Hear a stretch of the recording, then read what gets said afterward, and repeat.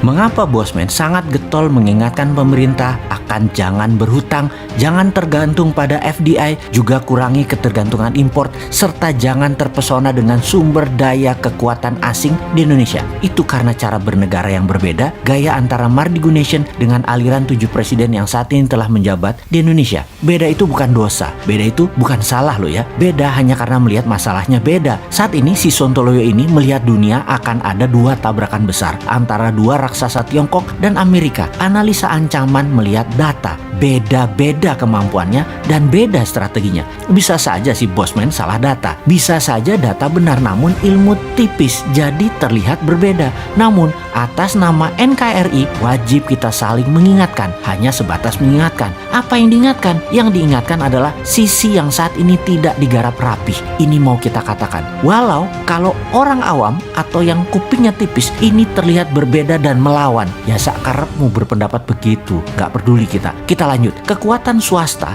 dan bottom of pyramid adalah ciri bernegara ala Mardigu Nation. Gaya bernegaranya nanti akan sangat ofensif permainannya. Model tentara Belanda melindungi VOC. Model pemerintah Tiongkok melindungi BUMN-nya di luar negeri. Model Amerika melindungi swastanya mengkoloni negara lain, menyedot sumber daya alamnya negara lain. Namun, nanti Newmind yang berkuasa di Indonesia bukan memprotek swasta besar, tapi membuat UKM bottom of pyramid yang menyerang ke luar negeri dengan perlindungan negara. Swasta besarnya juga dilindungi, tapi pokoknya yang di luar negeri, negara, tentara ikut main melindungi mereka. Mempengaruhi kebijakan negara lain itu ditarget. ASEAN bakal dimainkan. Swasta Indonesia besar kecil bakal menjadi pahlawan devisa. 14 negara selatan Asia Pasifik pasti kita mainkan, dalam tanda petik ya mainkannya. Ini harus menguntungkan Indonesia. BUMN sebelum dikurangi menjadi hanya yang strategis dan vital akan membangun Indonesia di wilayah remote atau pinggiran. Akan membangun 10 juta rumah tinggal murah sehat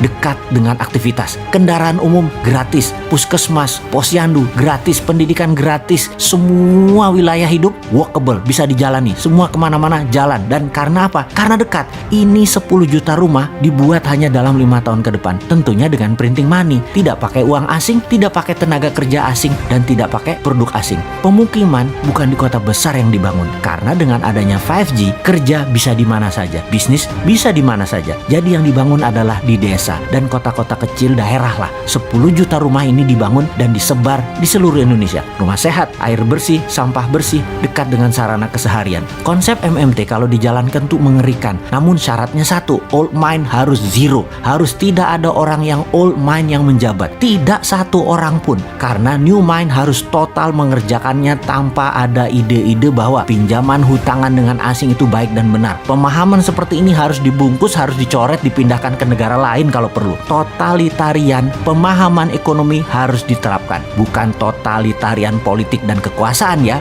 Bukan. Itu mah orang gila jabatan yang berkuasa yang mau totalitarian politik. Gak bantu rakyat itu mah berpikir kalau totalitarian jabatan. Ini yang kita bicarakan adalah totalitarian model ekonomi. Oke, gini deh. Kita mempunyai Forza Panarata 2045. Forza Panarata adalah nawacitanya Mardigu Nation. Salah satunya akan membuat GDP per kapita 10.000, akan membangun 10 juta rumah tinggal, akan menjadikan dolar di bawah 10.000 rupiah dalam waktu 5 tahun ke depan. Di tahun 2045, di zaman Indonesia emas, akan mencapai 100.000 dolar per kapita GDP-nya dan atau naik 1000% dalam waktu 25 tahun ke depan. Perlu diingat, New Mind pasti akan melawan Amerika, akan melawan Tiongkok, namun dengan cara elegan. Kekuatan tawar kita mainkan dulu dengan SWF sesungguhnya, yaitu menggunakan aset sumber daya alam, dijadikan alat tekan dengan mengendalikan urat nadi jalur maritim dunia yang lewat Indonesia harus dikuasai penuh Indonesia. Armada laut kita akan dibangun dalam 5 tahun ke depan. Armada penangkapan